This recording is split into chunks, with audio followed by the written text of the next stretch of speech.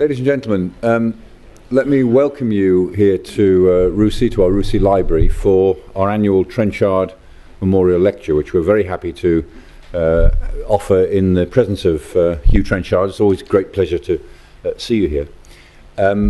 Just a couple of the housekeeping notices that please turn your mobile phones or electronic devices off, not just to silent. If they stay on silent, we'll still get the galloping clicks on the PA system. So please turn them off. And our RUSI rule is that the presentation is on the record and Q&A afterwards will be off the record, and that goes for the filming as well. We'll film the lecture, that's all on the record, but the Q&A will not be filmed and is off the record. And I'm delighted to introduce our speaker for this particular Lord Trenchard Memorial Lecture, in Air Marshal Sir Stuart Peach. He will be known to, I guess, most people in this room, and he's been a great friend of the Institute for quite some time. I think it's safe to say that Sir Stu Peach is a great airman. He's a great airman because of his experience. He and I first met, I guess, when he was Defence Studies, Group Captain Defence Studies. Since then, he has been at the High Command and Staff course, where he was on the directing staff. He's commanded British forces in Italy. He commanded the British air component in the Kosovo crisis. He also, as they say in the Air Force, he fell out of a tornado, and he's lucky to be alive. And one of the reasons that he's a great airman is because he transcends it. He's been Deputy Chief of Defence Intelligence and Chief of Defence Intelligence. He's presently the Chief of Joint Operations. And as we were saying earlier in the week, when you spent 10 years in intelligence as DCJ, as Deputy Chief and then CDI, and then Chief of Joint Operations, that's 10 years of a pretty hard paper round. And he is about to become our first Chief of Joint Forces. When the Joint Force organisation gets stood up sometime in the spring, he will become its inaugural chief, and that is also going to be a pretty hard paper round for as long as it lasts. So he is a great airman, not just for technical reasons, but also because, as the greatest airmen do, they transcend it and are great strategic thinkers. And I'm very, very happy to introduce him to offer our Trenchard Memorial Lecture this year. Sir Stu. Thank you. As ever, Mike. I'm told I've got to wear this thing. Apologies. I've noticed from recent history, and I know that a couple of my mates in the audience will probably back me up on this, that most of the memorial lectures hereabouts these days tend to mention their subject in the title and then quickly go on to propaganda about what it is they want to talk about or what it is they do, or a single issue fanaticism for their next big idea. I do not intend to do that, nor do I intend to descend in the presence of Mr. Cox and others into a great assessment of Lord Trenchard as a man and as a soldier and as an airman. But I'm honoured to be giving this feeble attempt at recognising the place of Lord Trenchard in front of his grandson. So I'll do my best. Why I think it's important, not because Trenchard, in my view, Lord Trenchard was something of a social revolutionary in the way he set many parts of the Royal Air Force up, and I think, despite one of you saying it to me in question and answer time, he would have been entirely comfortable with a navigator giving his memorial lecture, even if some may have accused him over time of bias towards pilots. I think flying was his bias rather than pilots. But seriously, I think he is a great man, and I think he has something to tell us about the times we're in. When he was a soldier in the Empire, he was not only a very brave soldier, left for dead on a battlefield in the Boer War, and then recovered to an extent by miraculously freeing up a terrible injury by doing the Cresta run in Switzerland, which freed up his paralysis, enabling him to go back to active duty. He was also a very innovative soldier throughout his time in a number of distinguished appointments, and not many people realise quite what a role he played as an acting lieutenant colonel in opening up a great chunk of Nigeria, where he used innovation, he used guile, wit and wisdom to gather in proxy forces in support of Britain's intentions, and thereby securing, both in stability terms and beyond, a great part of that country. And I think that's important. I pause on that because I think that has something to tell us about his later ideas, which drove some of the air options in the 1920s.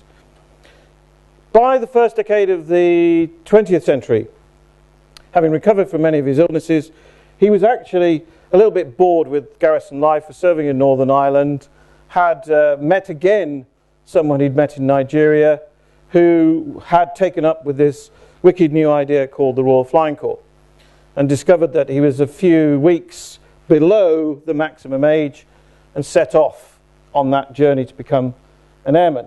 A grainy picture top left. I'm just going to tell one, Mike forgive me, I'm just going to pause on one dit. One of the officers on that grainy picture is one of the Royal Naval Air Service officers who rose to very high rank in the Air Force, and in my view doesn't get much due attention by historians, and that is Sir Arthur Longmore.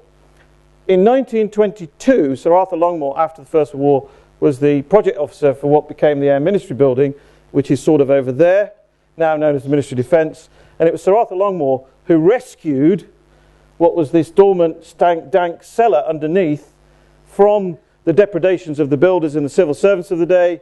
So any time you go there for a drink now in the Henry VIII wine cellar, you've got Sir Arthur Longmore to thank.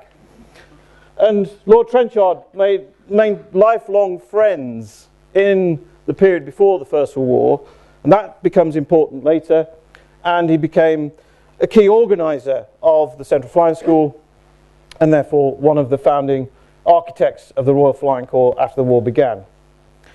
Inevitably, therefore, with his background, experience, knowledge, and his contacts, he rose quite quickly in the ranks of the Royal Flying Corps.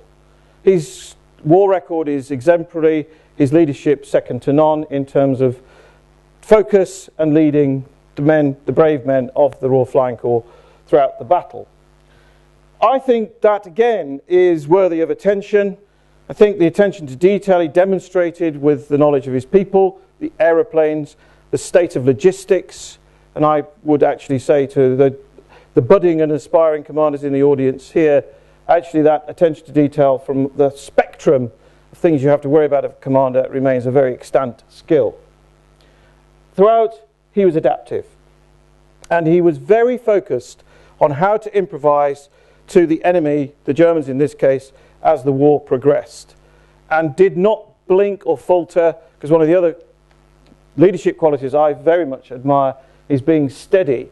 And during the Fokker scourge and many other times, Lord Trenchard was very steady. He was also, I think this doesn't get enough attention in the books about him, great at talent spotting, as we would now call it, and bringing on those in the next generation who you could see would have the breadth, the depth, the wisdom, the knowledge to take what he thought was needed to be done forward.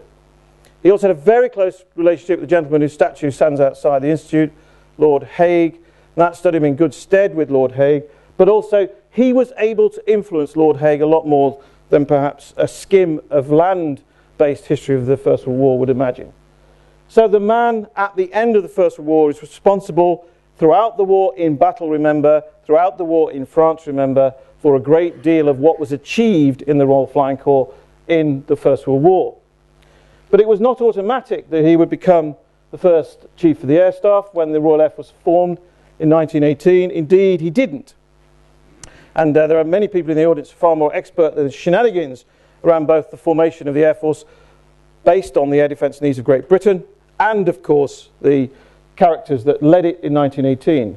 What Lord Trenchard went off to do was to run the independent force. Reluctantly at first, and I think the historians here would agree, but he was determined then to make it work. He didn't have that many assets, but he was very focused on effect. He may not have used the word, but that's what he managed to achieve. And there we have an example from the railway yard in Thionville. Why do I say deep battle, less well understood? Well, he was one of the first champions in world history of deep interdiction in order to achieve an effect on the battlefield. And again, an idea that he comes back to time and time again. He'd already had a pre-existing relationship, we might call it, some of it adversarial at times, with Winston Churchill, Winston Churchill becomes Secretary of State for Air and invites Lord Trenchard to come back as the Chief of the Air Staff. And he stays on for all sorts of reasons. Again, I'm not here to go through the shenanigans of the 1920s, but he was thoughtful. He may not have been the greatest intellect of his age, and I hope you don't mind me saying that, sir, but he was very thoughtful. And this pamphlet, costing a penny, the Permanent Organisation of the Royal Air Force, which is based upon his guiding and organising principles, is worth a read for anybody interested in the future to this day. He also knew the times we were in. He got the big picture, remember. And again, he was thinking about that all the time as the Royal Air Force developed, as the world saw fit to bestow upon Britain more responsibility via mandates and so on. And Lord Trenchard early on could see the potential there through his organising principles. The other thing that was really interesting at this time was what he called the extreme importance of training. And he would often balance, as the money ran out, the future through structures and investment in training through the apprentice scheme at Halton, which was revolutionary in its day, through the Staff College at Andover, and later the RAF College at Cranwell. And he would often put those above re-equipment and other pressing needs. Whether all of his successors have done that, we may want to come back to later in discussion. Because I think that's a very important principle that he stuck to. And as he said, he didn't like being called the father of the Royal Air Force. He preferred the term architect, which was bestowed on him by his friend Winston Churchill. And as he said, I think, I quote, that I may be the architect, and it's not up to me what you build on my foundation. It may be a cottage, but even if it's a cottage, it will have very great foundations. So the effect he creates is an Air Force that has that social revolutionary tendency. That's putting it a bit strong, but for the day it was, and I'll come back to that right at the end, was focused on flying and fighting, and as early as 1920 was involved in an expedition to Somaliland and was imbued with an offensive spirit, something that anybody who knows his war record in the First World War would agree with. So why is all that still relevant? I've just picked out a few points here.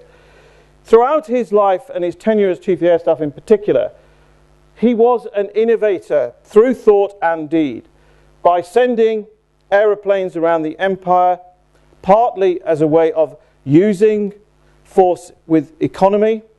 He also then authorised quite early on, you see the armoured cars there, the purchase of armoured cars to enable the integration between understanding on the ground and the use of air. And that was, you can argue, the forerunner of what became the RAF Regiment. He genuinely believed in integration.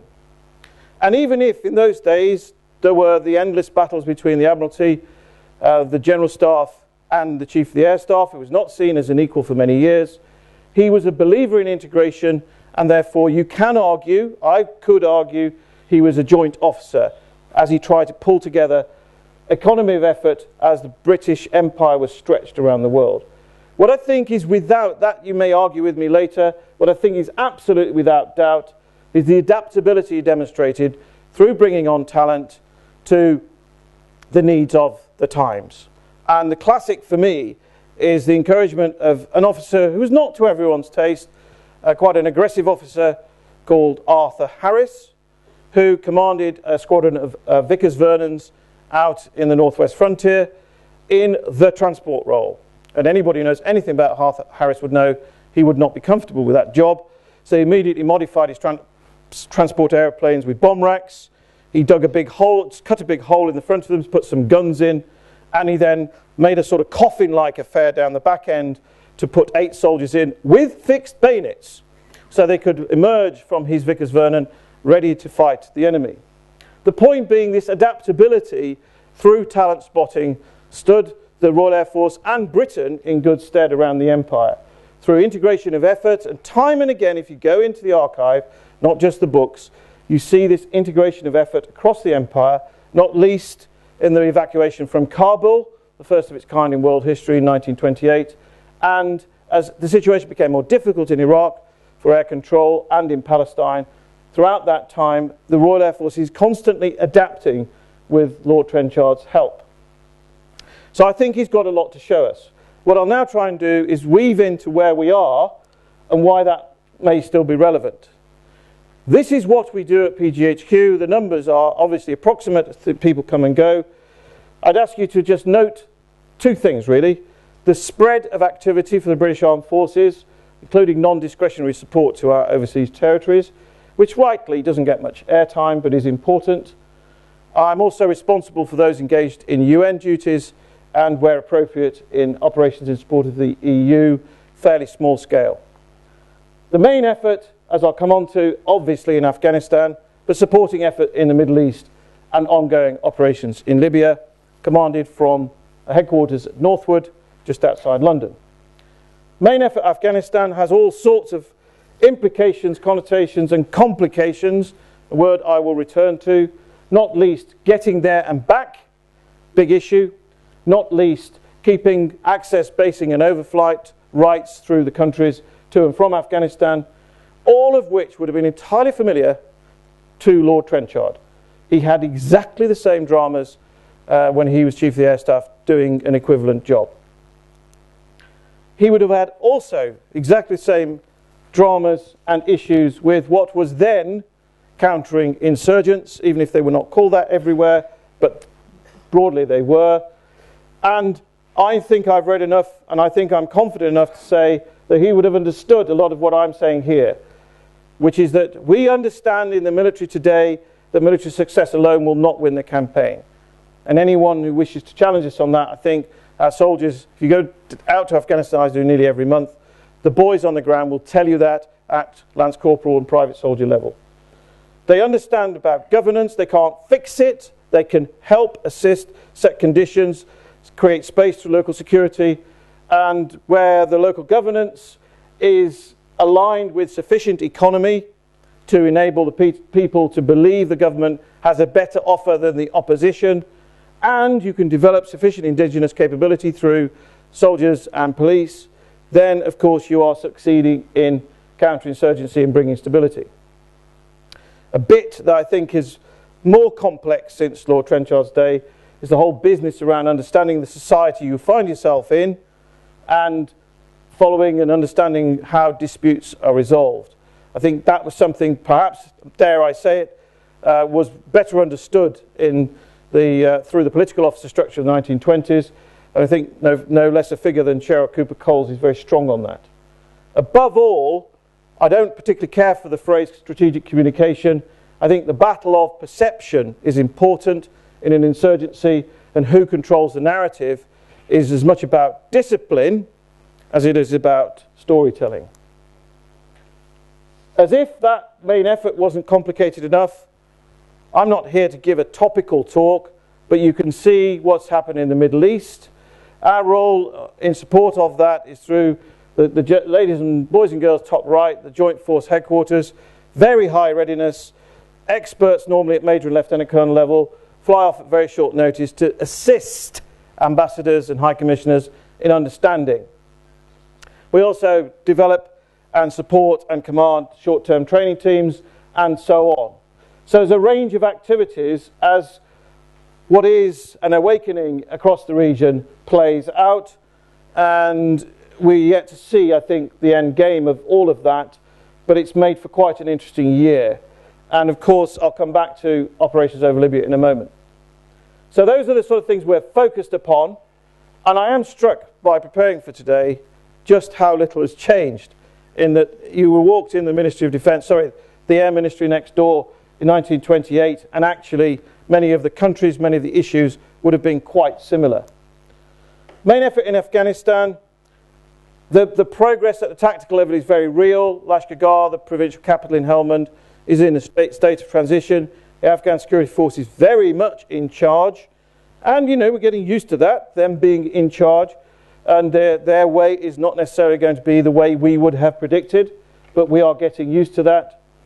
And more broadly in the south, Kandahar is always going to be complicated and difficult because it is the regional capital, and ever since the days of Alexander the Great it's been difficult to understand, has all sorts of influences upon it, set in the wider context of the national government trials and tribulations in Kabul.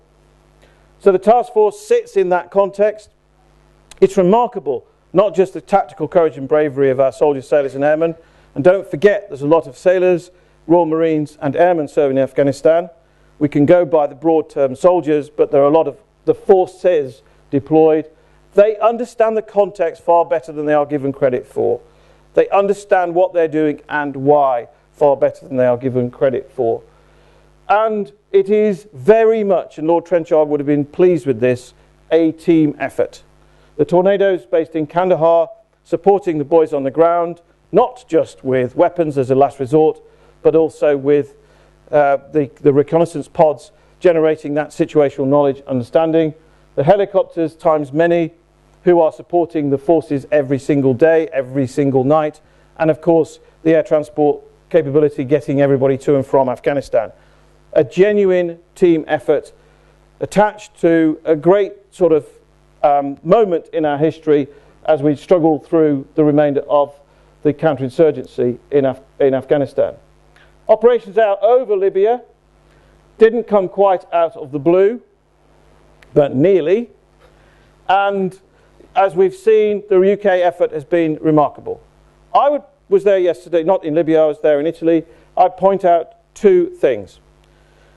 And one is the precision with which weapons have been applied. I don't think there is a parallel in history. The second is the discipline that the crews in the aeroplanes, the ships and the helicopters have demonstrated in that precise application of force.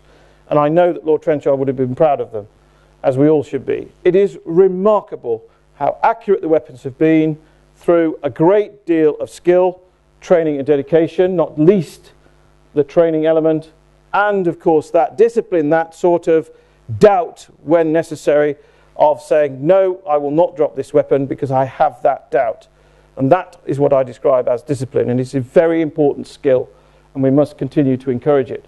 Because if we do not, then of course we give succor to those against us. So those are the characteristics of many other tales of scale, of effort, of rates of effort, and much of what you've seen in the open sources in the media is not strictly accurate. Much of it is coming from particular angles. The other thing I'd highlight, not just because I was there yesterday, is the fact that this is a NATO operation. I'll come back to NATO later. And again, NATO as an institution sometimes gets a worse press than it deserves. And its demise has been oft predicted in this room, I think, Michael. Operations in the Middle East continue. They are largely in support these days, but they're vital. Keeping the sea lanes open, minesweeping capability as important as ever. Royal Fleet Auxiliary, again, an organisation which has very little exposure but does a fantastic job around the world. But I'd again point out the fact we are based in many places across the Middle East, and we're based in small teams of joint forces who work very harmoniously together, often discreetly, often unseen, but keeping that flow of people and equipment to and from Afghanistan. Very little mention of South Atlantic under my command. What are we doing there? Why are we still there? We're there to deter and, if necessary, defend. It is not complicated. It is an important mission to deter and, if necessary, to defend, with the Typhoon and the other aircraft you see shown. There's then the rest, which gets no mention at all, of UK activity around the world. I can honestly say Lord Trenchard wouldn't believe how busy the C-17s are, the way in which they respond daily to the new challenges the world throws up, and the Royal Navy, the Royal Fleet Auxiliary, going to places literally across the globe and supporting both UK overseas territories, freedom of navigation, and beyond. So we're pretty busy, all of which would have been familiar to our forebears. What would have been slightly different, perhaps, with some of the complications that the recent operations have generated. The first is the sort of time it takes. Some of the expeditions Lord Trenchard was responsible for were pretty quick affairs. We now have discovered in our lifetimes that this takes time to deliver these operations, and often they're more intense than we have imagined, but again, I don't think there's anything new there. What may be new is the very fact that what in terrorism terms is far away can also affect our homeland, and vice versa. And I think that is a new phenomenon, and it probably needs more assessment in places like this. And of course, it is governed, the right word, by our national interest. Coalitions will always change over time. I think they have throughout history. Some are more easy than others, some are more difficult than others. Again, technology, has that changed that much? Of course it looks very different, but the processes haven't changed, nor indeed the wear and tear. And I was I did some research for a squadron history recently, and in one of these squadrons that was very active on the northwest frontier in the 1920s had to dismantle their aircraft at Karachi, take them by pack mule up into the mountains, and their engineers put them all back together, and they flew that day. And so the sort of idea that we dismantle our helicopters, fly them to Afghanistan, put them back together, and fly them more than we had planned, that ain't new at all. What is also new, and would have been different to our forebears, is these multinational, superlat, whatever they're called, Mike, organisations that sit above us. They've all proved to be surprisingly elastic. And I am, not because I've just served in NATO, I am actually think that NATO sometimes get a hard time. Many of the things that NATO brings are about standardization, about common procedures, about common language, common terminology. And do you know what? That really matters because it reduces the friction when you're trying to work with other countries. So it's actually, I know everybody here likes to think about strategy and stuff, but actually at the doing level, those sort of things really matter. Many challenges, nothing new here. I think you could argue that tactical actions in the 1920s, if there was a correspondent there and saw it, were just as likely to generate headlines as they are today. Of course, the speed, and I'm sensitive with Nick Gowing here, the speed with which that happens is what often catches us out. I think our forebears, many of whom fine members of this society, would have understood that societal understanding is bigger than intelligence. And there I think we do need to work harder. All of the other points I'm making there may seem a bit modern, but they're not really. I think we have got more to do in Britain on understanding and moving information around. And I think there's a couple of people here work on that for a living. And there's more to do there for sure. We do need to learn from mistakes as we go through campaigns.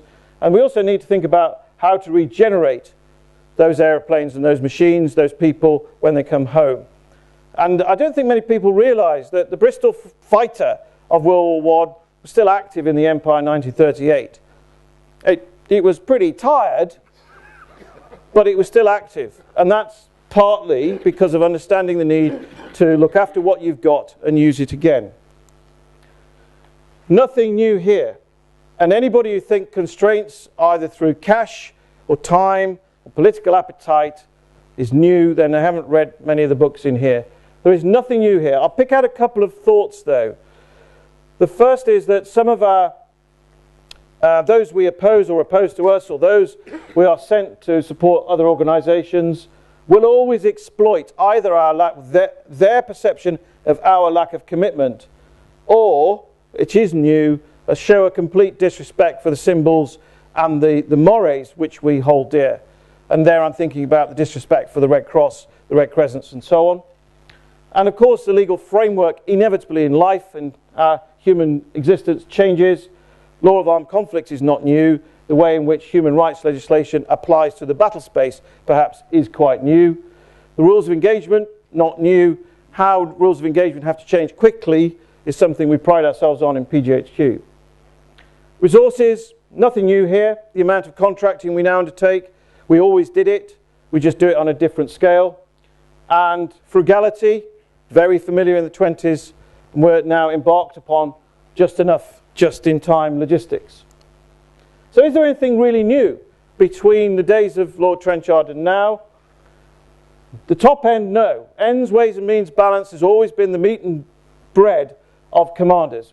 End states will evolve through campaigns. The political permission space will go up and down. Campaigns are organic, they're organisms. What may be new is the lack of boundaries. The black swans and the sky full of lies, if I'm allowed to say that without having to pay for it. And the WikiLeaks phenomena, which has, of course, made most people think twice before pressing send, certainly in government. And of course the inquiries and the sense of liability that can follow operations. I'm very strong on the fact that British forces deploy under the concept of vicarious liability, and British forces in many ways are an exemplar for others on showing restraint on the battlefield. Again, I think our forebears would recognise that, and indeed, given the complexity, would be quite proud of it. The utility of the military instrument probably hasn't changed at all, and there is every history, or throughout history, demonstrates that all these roles we have always undertaken. The reasons have changed, the places in which they are undertaken have changed, but we've always had to keep us safe, intervene when necessary, reassure our friends and allies, and deter people. So why do I really pay tribute today to Lord Trenchard? Not only because he was an inspirational leader who could prioritise ruthlessly when times are hard. Top left is Lord Trenchard as Commissioner of the Metropolitan Police, where he took his skills for the nation and tried to turn another organisation around and did a remarkable job in a short space of time. He had a really quite sharp focus on cost, and that's partially, you know, the story why we wear these certain colour of uniforms, from captured cloth through to a sense of imbuing that in the service. I said I'd come back to this social revolutionary point. Why do I mean that? Remember when the Apprentice College at Halton was formed, that actually you had to pay to go to secondary school in Britain, and actually most people left school before they were inducted to what became the Apprentice College at Halton. So it was genuinely different to then offer those young men a trade, and many of them, of course, have risen to the highest ranks, which was always part of Lord Trenchard's vision, and the fact there were free scholarships for the very poor every year, much against the wishes of HM Treasury, and I know there's a couple of people from the Treasury here. This was quite sort of revolutionary of the day. And the fact that officers were selected on a very meritocratic basis was also new and different. His use of short service commissions was derided in the newspapers, derided in this place, and derided by the Army and the Navy. Within 5 years of him doing it, the Army and Navy were doing exactly the same thing. His use of reserves, and I'm conscious Lord Trenchard as an honorary Air Commodore of a reserve squadron, was also similarly innovative, and there are echoes between General Nick Horton, my boss's work on reserves, and Lord Trenchard's assessment of the 1920s. So I think I can get away with saying he was a genuine social revolutionary. He was also compassionate in a way that I'm not going to get emotional about, but often he would get hold of the air member personnel of the day and say, I know that we should discipline this fellow for this heinous crime or heinous offence against whatever he'd done, but he would often turn a blind eye because, remember, he nurtured the talent. And a number of times, and I think you only have to look at his relationship with T.E. Lawrence to understand that he was genuinely compassionate about the service and his men. And therefore, the final thing I'll say is I think he fully justifies his statue behind us in Whitehall. Thank you very much.